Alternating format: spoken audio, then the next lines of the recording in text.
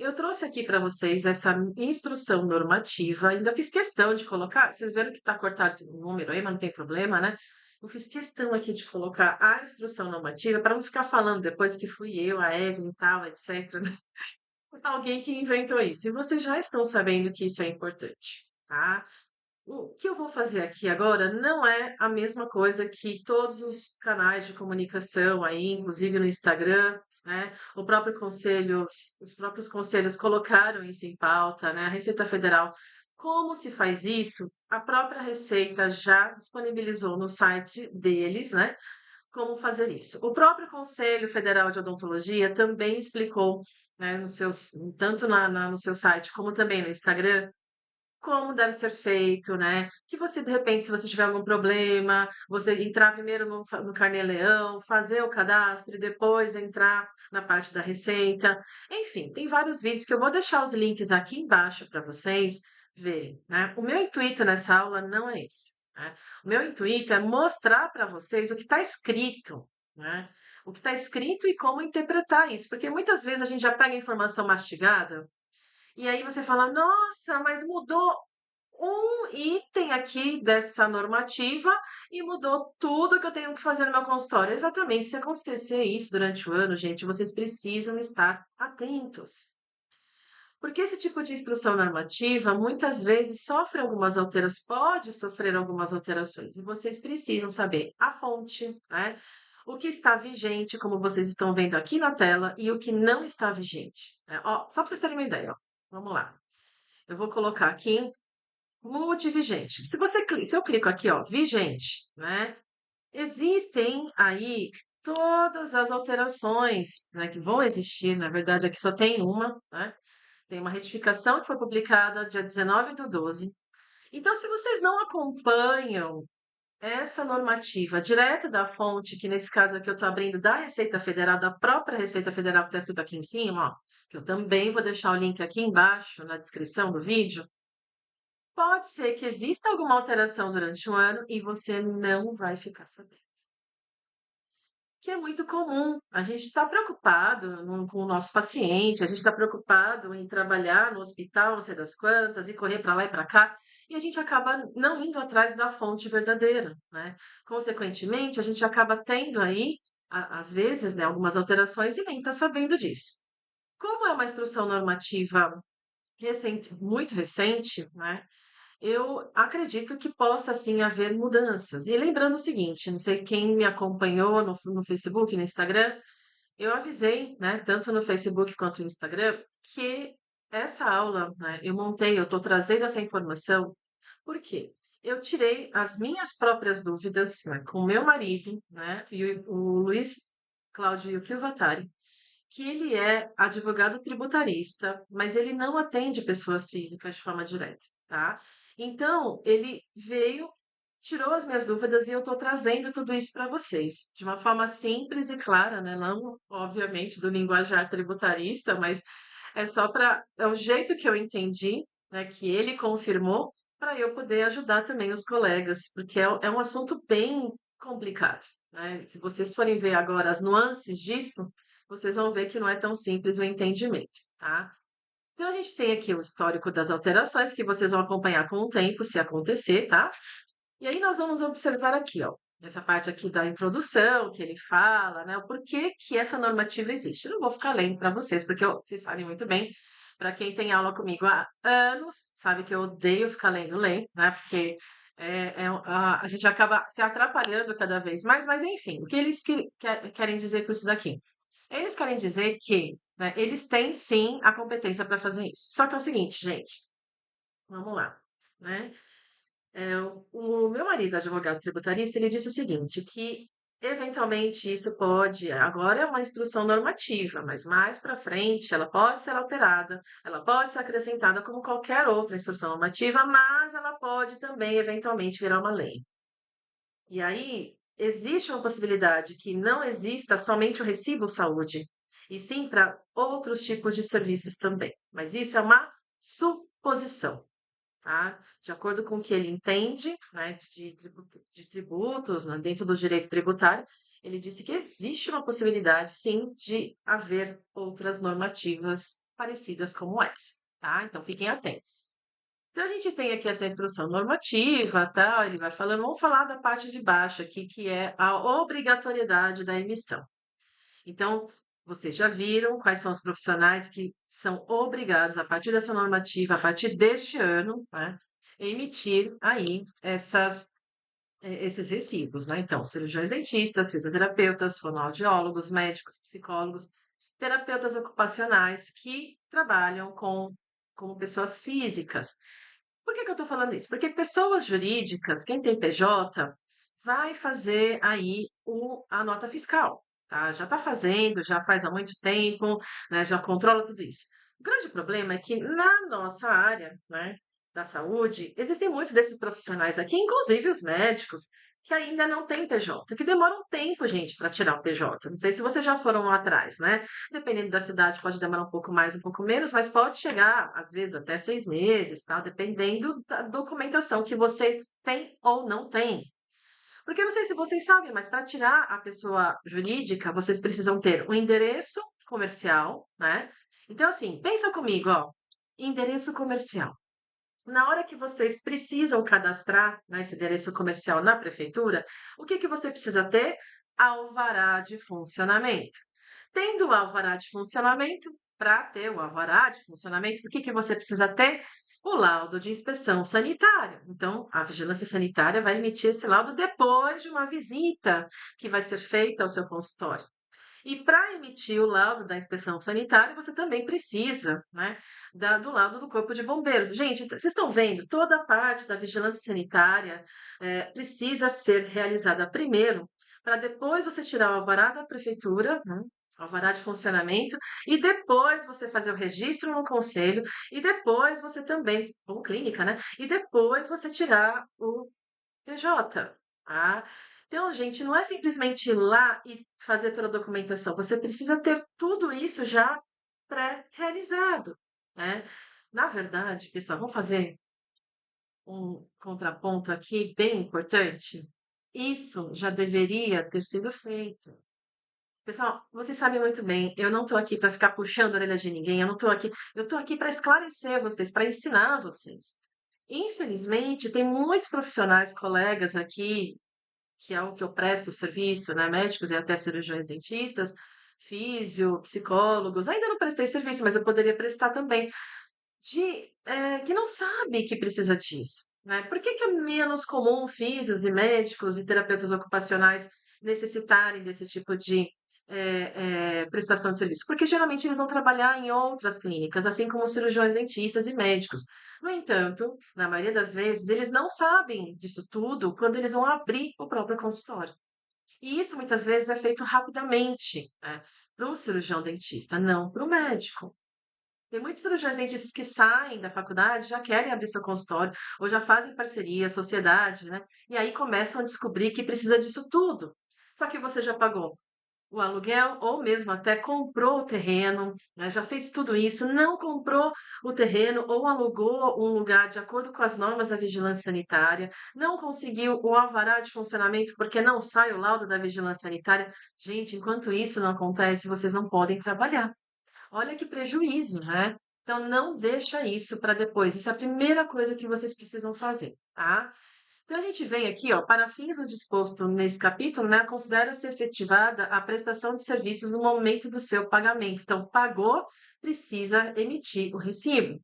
Caso haja mais de um pagamento relativo a uma mesma prestação de serviço, deverá ser emitido um recibo para cada pagamento realizado. Exemplo: se eventualmente o paciente parcelou, né, uma prótese sobre implante, uma reabilitação oral completa, ou mesmo até um tratamento cirúrgico, né, ele parcelou em 5 vezes, com o médico a mesma coisa, né, de repente um tratamento psicológico também, sei lá, ele quis já pagar 3 meses porque dá desconto, né, ele parcelou, enfim, é um pacote, entre aspas, que você fez de serviços, e ele parcelou, você vai emitir o recibo assim que a pessoa pagar. Então, ela pagou, né, aquela parcela, aí você emite o recibo. Pagou, você emite o recibo no mês seguinte, e assim por diante, tá? No caso da emissão extemporânea do Receita Saúde, isso quer dizer, fora do tempo, caberá ao contribuinte verificar a ocorrência de impacto no cálculo do recolhimento mensal obrigatório, que é o Carnê-Leão. Então, você vai organizar isso depois no Carnê-Leão, tá? Então, gente, para não ter pepino, problema, assim que o paciente pagar, já emite o recibo. Ai, mas Evelyn, não dá tempo porque eventualmente eu preciso atender outro paciente logo em seguida. Gente, vocês vão aumentar o tempo de vocês. Se vocês não vão ficar 1 hora só atendendo, vocês vão ficar 1 hora e 10. Isso é questão de gestão, de planejamento, né? Vamos embutir 10 minutos a mais no seu valor de hora de serviço. A gente vai precisar se adequar em relação a isso. Mas é, agora eu vou ter que pagar imposto. Na verdade, você já deveria estar pagando esse imposto. Já deveria estar registrando. Tá? Esse é o correto aqui no nosso país. Então, se de repente você prestasse qualquer outro tipo de serviço, quem é registrado em carteira, por exemplo, é direto na fonte. A gente não precisa dizer, ah, não quero pagar 27,5%. Não adianta chorar. O desconto já foi realizado, né? Então, assim, a gente tem que colocar esses valores. E num planejamento adequado, no consultório de vocês, vamos recalcular a sua hora de trabalho, quanto vale a sua hora de trabalho, né? Quanto tem de desconto, qual seria o valor do livro caixa. Tudo isso a gente pode reanalisar. Não só pode, como você deve reanalisar, tá? Na hipótese da não emissão do Receita Saúde ou de sua emissão com incorreções, o profissional de saúde, pessoa física, estará sujeito a multa. Essa parte que está falando, aqui, artigo 57 e tal, eu já fui atrás, depois eu coloco aqui na descrição também do vídeo para vocês poderem ver. Mas nesse item aqui, ó, se eu clicar aqui em cima, tá vendo que está em azul? Se eu clicar aqui em cima, vai direto nessa lei, tá? Quando vocês colocarem a legislação inteira, tá? Eu clicando aqui, eu não vou clicar para não sair tudo da configuração aqui. Imagina, né? De repente vocês não conseguem nem ver de novo aqui. Então, quando eu clico nessa medida provisória, ele vai falar que existe aí a multa de R$ 100. R$ 100 por recibo errado, recibo não corrigido e recibo não emitido. E isso por mês, por tempo errado. Então, por exemplo, isso foi uma das dúvidas, né, que eu levei para meu marido e ele me explicou. Vamos supor que você não emitiu uma nota hoje, né, hoje e nunca mais, esqueceu, né? Depois de 1 ano, você vai pagar por mês, a partir do momento que você não emitiu essa nota, R$ 100. Então, se você ficar 1 ano sem corrigir isso, você vai pagar R$ 1.200 por essa nota não emitida ou errada ou coisa parecida, tá? Gente, R$ 1.200 por ano. Isso fora a multa lá na frente no imposto de renda. Então, pessoal, não é brincadeira, precisa fazer certinho, tá? Precisa fazer certinho. E vamos pensar, né, por que que eles estão querendo arrecadar todo esse valor, né? Eu até citei lá atrás, quando nós falamos, né, eu falei no título sobre o Pix, né? Quem prestou atenção está escrito lá, Pix e recibo, né? Lembra que no final do ano passado, no final do ano de 2024, o governo queria taxar, né, colocar impostos, no Pix, né? Pois é, eles não colocaram, devido à pressão que teve, tanto da imprensa quanto das pessoas, né? E aí o que que aconteceu, né? Eventualmente, né? Aconteceu que eles precisavam tirar dinheiro de algum lugar, já que não era do Pix, de onde a gente pode arrecadar mais imposto? De onde a gente pode arrecadar de pessoas físicas, né? Ou de pessoas jurídicas? E uma dessas maneiras foi essa que eles encontraram, tá? Então, gente, não é para reclamar. A gente precisa, sim, né, colocar os pingos nos is, fazer esse recibo, porque caso você não faça, caso exista uma denúncia, a dor de cabeça, tudo isso vai ser muito pior para você. Muito pior, tá? Aí vem, a emissão do Receita Saúde será realizada por meio de serviço digital disponível no aplicativo. Bom, eu acredito que a maior parte de vocês que estão assistindo agora já conseguiram fazer esse cadastro, né, que não teve nenhum problema, tá? Eu ouvi alguns colegas falando, eu não tive problema também, mas porque eu não emito recibo saúde, né? Eu não atendo paciente diretamente, eu atendo profissional da saúde. Mas eu já vi alguns profissionais falando que eventualmente eles não conseguiram cadastrar. Aí, gente, primeira coisa que vocês precisam ver é o cadastro lá no gov.br, tá?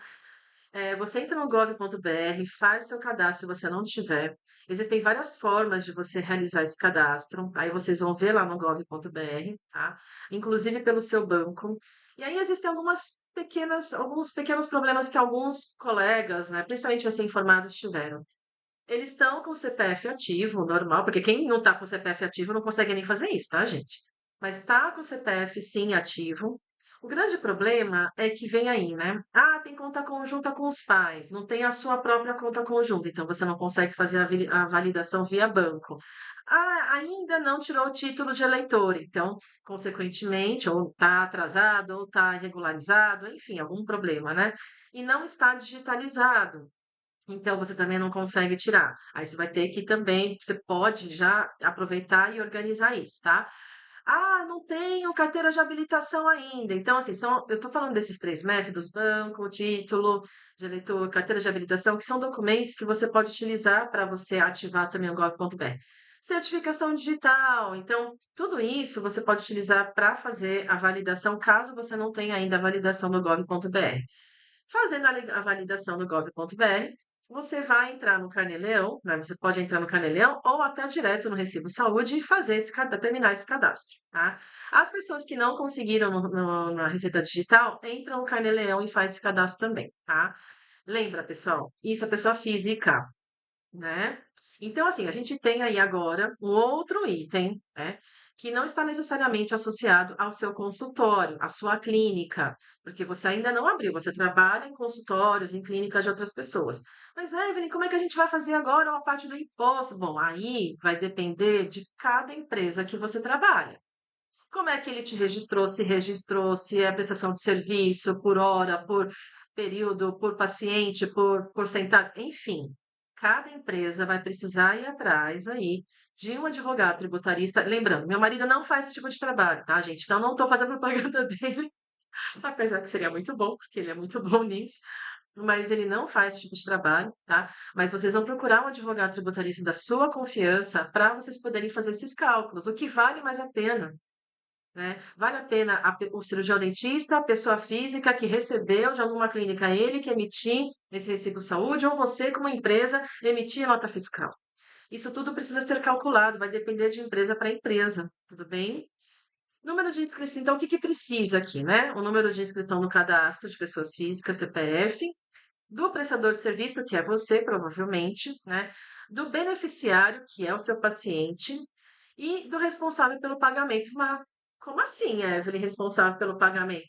Bom, vamos lá supor que você atendeu um menor de 18 anos, né? E quem vai estar pagando vai ser o responsável legal por essa criança, adolescente, né?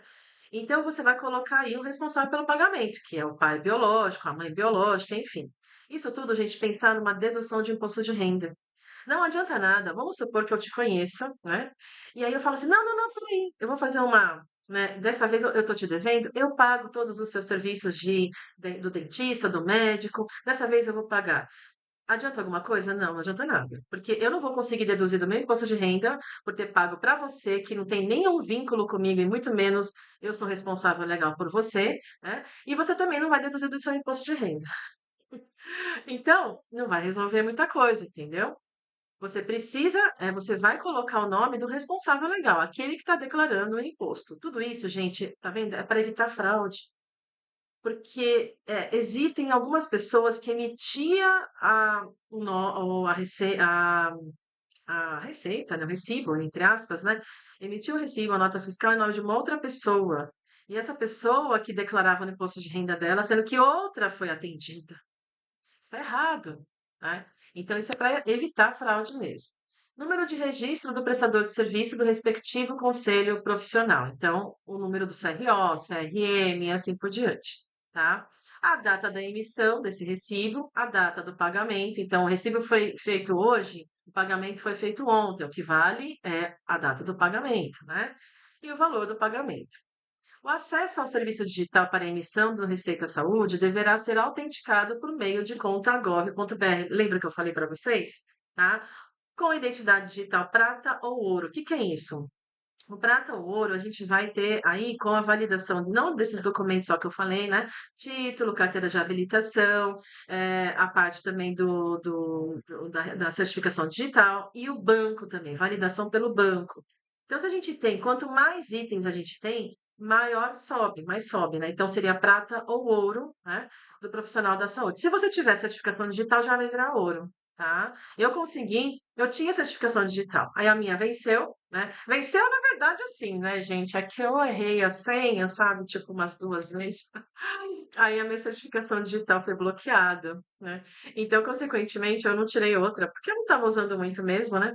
E aí agora eu consegui validar, a minha virou ouro, mas não pela certificação digital, mas pelo acesso pelo banco, tá? Mas eu acho mais fácil pela certificação, viu, gente? Só toma cuidado, hein, gente? Eu vou fazer um adendo aqui, ó, de novo. Certificação digital é a sua assinatura para tudo. Então, não é para deixar a certificação e a chave, toda a senha e tudo na mão de todo mundo, pelo amor de Deus, gente. Se você confia plenamente na sua secretária, no seu secretário, né? Ok. Mas depois não venha reclamar que essa pessoa desviou dinheiro de você ou fez outras coisas que não deveriam, porque você confiou, tá? Aqui, ó. A designação do representante a que se refere nesse capítulo deverá ser realizada por meio de procuração eletrônica, emitida no Centro Virtual de Atendimento, o ECAC, que está aqui marcado. Então, essa secretária não vai usar a sua senha da certificação digital para fazer tudo. Você vai nomear esse representante para fazer isso. Então, ela vai poder somente fazer essas receitas aí, tá? É só para isso. Gente, porque é o seguinte: certificação digital dá para você assinar todos os tipos de documentos. E essa representante, ela não vai assinar todos os tipos de documento, ela vai emitir o recibo no seu nome. Ponto. Tá? E mesmo assim, você vai ter que vigiar, você vai ter que controlar isso. Ou você, ou uma pessoa que você bota a mão no fogo por ela, certo? Porque é bem perigoso, né? As orientações sobre a instalação e uso desse app estão lá embaixo. E realmente, gente, está muito didático. Eu não vou ficar explicando, mostrando aqui para vocês, porque está muito fácil o entendimento, tá? Caso seja emitido com erro, opa, o Receita Saúde poderá ser cancelado pelo prestador de serviço ou por seu representante no prazo de 10 dias. Gente, por isso que vai ter que ficar alguém em cima. Ou você mesmo prestar bastante atenção, vai ter que organizar isso. Organizar diariamente, né? Porque assim, ó, uma das coisas que infelizmente mais acontecem, né, e que eu tô cansada de ver, meu marido nem se fala, é a gente observar, né, erros vindo de terceiros, de pessoas que a gente pagou, né, para fazer esse serviço, seja contador, seja uma secretária, enfim, alguma pessoa externa que passou abatido e depois de um ano, 2 anos, né, quando você vê, não é mais R$ 1.000 que você emitiu no recibo para um paciente. Esses R$ 1.000 virou 100.000, mas por causa das multas, por causa de um monte de coisa, né? Gente, tem que tomar cuidado, né? Aí você vai ter que contratar um advogado tributarista mesmo, né, para resolver o que era 1.000 virou 100.000, né? Então, assim, tem que tomar bastante cuidado, controlar isso. Você vai ter que arranjar espaço na sua agenda, né? Ou deixar uma pessoa de muita confiança que trabalha com você, que você bota a mão no fogo para organizar e para controlar isso, tá? Mas mesmo assim, gente, a minha orientação é nunca deixa na mão de terceiros. Que seja uma vez por semana, né? Você sentar, que seja uma horinha e só organizar, só ver se realmente está batendo a quantidade de recibos, né, de quantidade de valor que foi depositado nessa conta, tá? Cheque isso. Isso não demora mais do que meia hora, 1 hora, dependendo da. Se você trabalhar sozinho, né? Por que eu tô falando isso, gente? Meia hora, 1 hora. Por quê? Eu tô falando aqui com pessoas que têm, né, trabalham como pessoa física. Pessoa jurídica já tem um grupo, né, de uma contabilidade daquelas, desse tamanho, para poder fazer esse controle. E mesmo assim, né, existe a indicação de quem é PJ de fazer essa validação, esse controle semanalmente. Isso é normal para qualquer empresa. Então, cirurgião dentista, médico, fisioterapeuta, se vocês querem realmente ter empresa, vai ter que ter esse tempo. Não adianta falar que, ah, não, eu vou ganhar mais, né? Mas vai ter que organizar, tá? Vai ter que estudar tudo isso para poder organizar. Pelo amor de Deus, não deixa só na mão de terceiros, tá? Nem na minha, mesmo porque eu não faço esse tipo de serviço, então não vai ser na minha mesmo, né? A Coordenação Geral de Fiscalização, COFIS, editará ato para definir o prazo máximo para emissão retroativa, né, que se trata esse capítulo aqui, tá? Então, ainda eles, tá vendo? Eles estão ainda revisando isso, né? Dos dados cadastrais do registro profissional, né? Para fins do disposto nessa instrução, caberá aos respectivos conselhos profissionais manterem atualizados. Então, gente, se você não pagou o conselho, se você está com algum problema no conselho ou no registro dele, gente, eles não vão passar esse número lá para a Secretaria Especial da Receita Federal. Aí pode ser que esse número não está cadastrado e você não vai conseguir emitir o recibo. Você vai ter que depois de tudo isso que eu falei, não deu certo, vai ter que ir atrás do conselho, tá? Eles não estão pedindo o número do conselho da clínica ou do consultório, eles estão pedindo o seu número de conselho, aquele registro individual.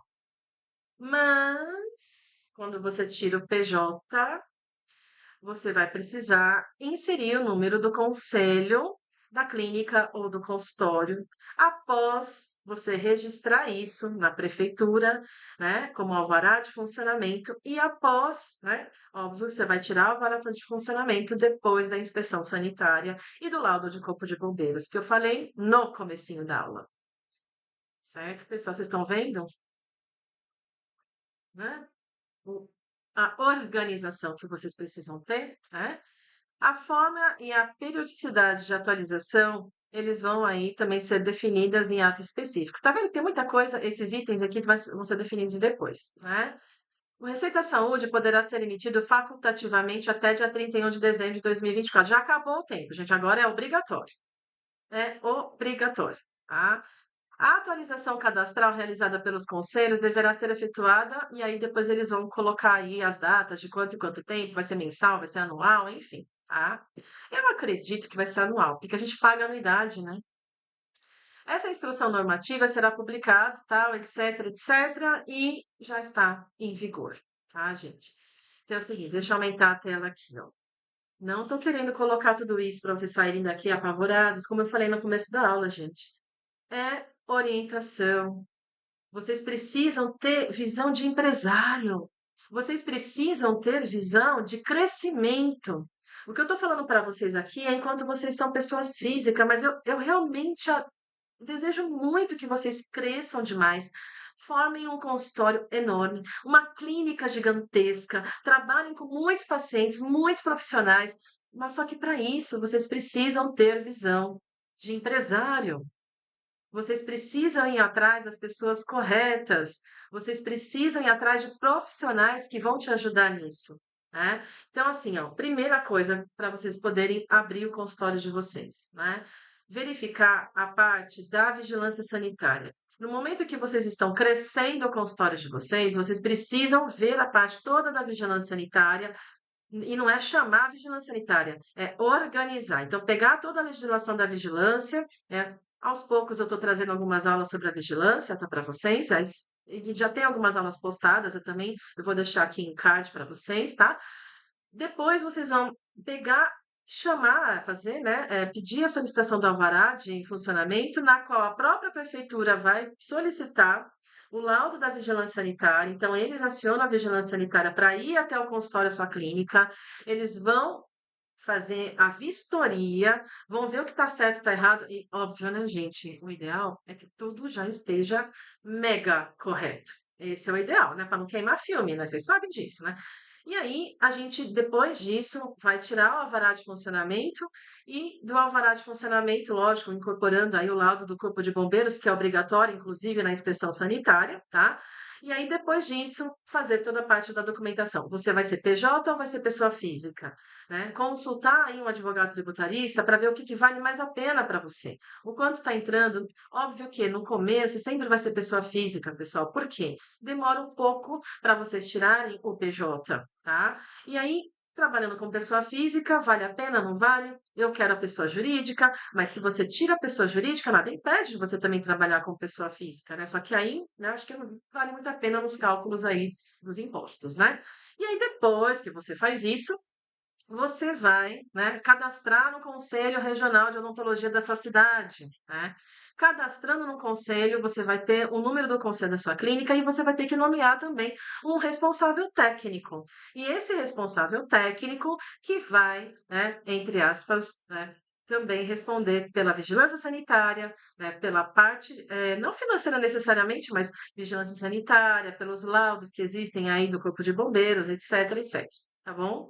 Então, pessoal, é complexo sim, mas eu queria muito trazer essa visão de empresário, né, visão de empresa para vocês, e não simplesmente deixar vocês, ai, vou abrir aqui, vou abrir ali e vou fazer, vou tocando de qualquer jeito. Não faça isso. É bem provável que durante esse ano de 2025, o governo, né, necessitando aí de arrecadação de muitos impostos, devido ao gasto extremo que está tendo, eventualmente eles precisam, né, regularizar e regulamentar também outras coisas. Pode ser que essa instrução normativa vire legislação, desculpa, pode ser que não, mas é bem provável mesmo, que exista aí algumas alterações ao longo desse ano. O importante é, você já deveria estar declarando o que você recebe dos seus pacientes, de alguma forma ou de outra. Agora se tornou obrigatório. A vantagem vai ser que chegar lá no começo do ano que vem, quando você declarar o imposto de 2025, tudo que você já colocou nessa Receita Saúde já vai estar lá no seu imposto. Pensa, já vai facilitar um pouco a sua vida, tá? E, gente, ó, lembra o que eu falei nessa aula? Só para reforçar. Recalculem a sua aula, hora, né, de trabalho. Eu ia falar aula porque eu estou dando aula, né?